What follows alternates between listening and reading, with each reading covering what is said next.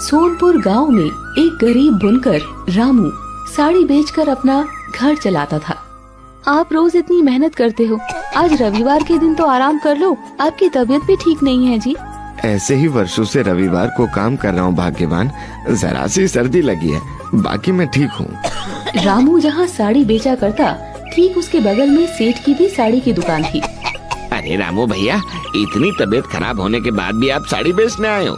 आज तो घर पर आराम कर लेते। अगर तुम लोगों की तरह मेरे पास पैसे होते तो मैं जरूर आराम करता।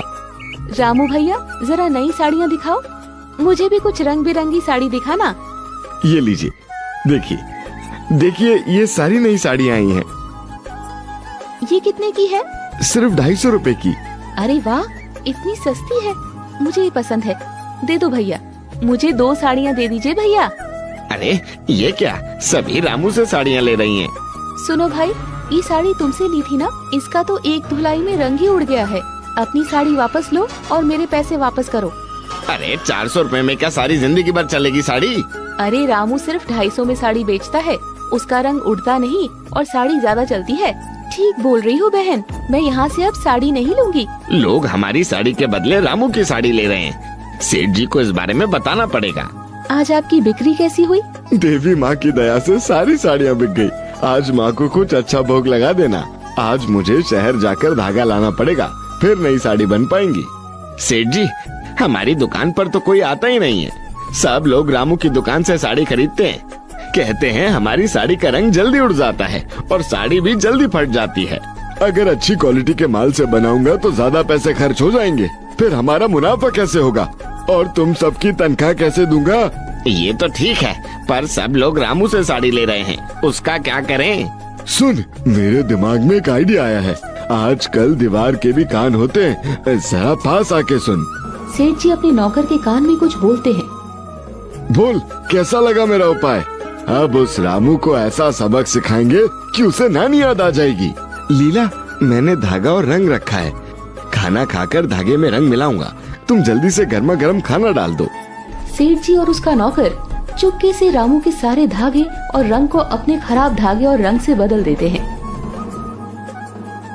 कुछ दिनों के बाद, अरे रामू भैया, आजकल आपकी साड़ियाँ बहुत ही खराब निकल रही है, 2 दिनों में ही रंग उड़ जाता है, इसे बदल के दे दो।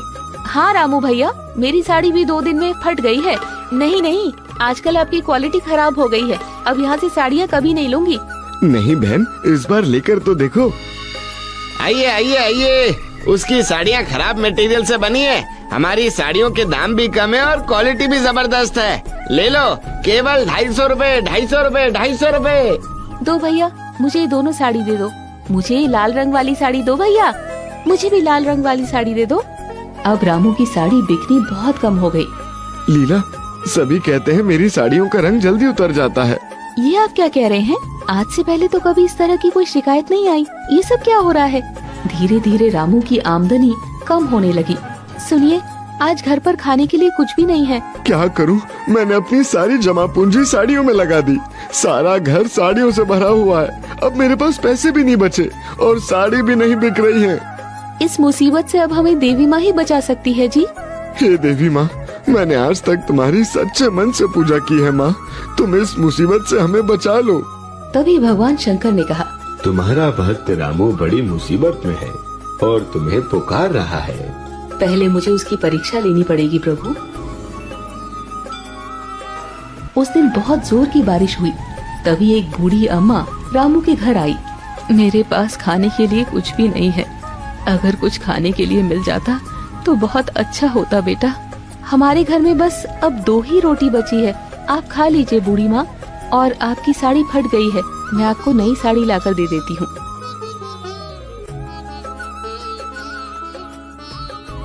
तुम्हारा भला हो बेटी, मेरा आशीर्वाद है, तुम्हारा भगवान भला करेगा। उस दिन देवी माँ रामू के सपने में आती है। रामू, उठो और मेरी बात ध्यान से सुनो। तुम्हारे घर के पीछे के कुएं के पानी से अपनी साड़ियों को भिगो लो, उनका रंग पक्का हो जाएगा और साड़ी का कपड़ा भी नहीं फटेगा, और उस साड़ी को जो पहनेगा उसकी सारी बीमारी ठीक हो जाएगी। लीला उठो, लीला उठो, मेरे सपने में देवी माँ आई थी। रामू उसको सारी बात बताता है। मेरे ही पैरों में बहुत दर्द रहता है, क्या आपकी साड़ी पहनने से मैं ठीक हो जाऊंगी? उसे कुएं के पानी में भिगाकर एक साड़ी लीला को दे देता हूँ। अरे वाह, मेरा सारा दर्द चला गया। जय देवी माँ, तुम्हारी जय हो। रामू अपनी सारी साड़ियों को अपनी कुएं के पानी से भिजाकर सुखा देता है। साड़ी ले लो, साड़ी ले लो, ये चमत्कारी साड़ी है।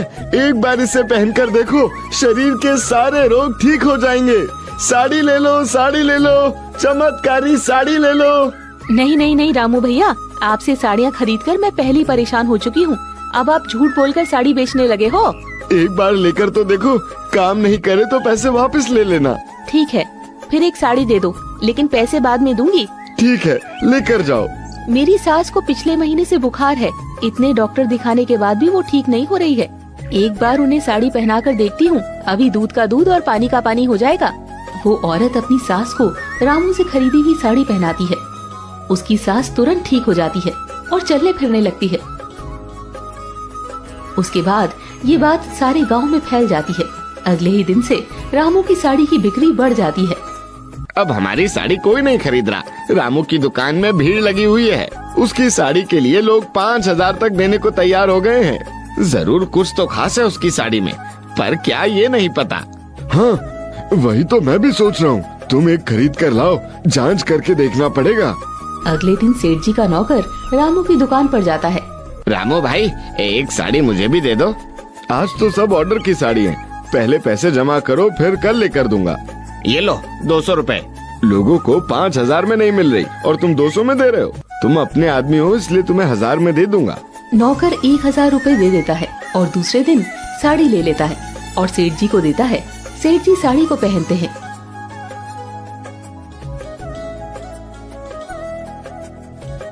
अरे वाह, क्या बात है, मजा आ गया।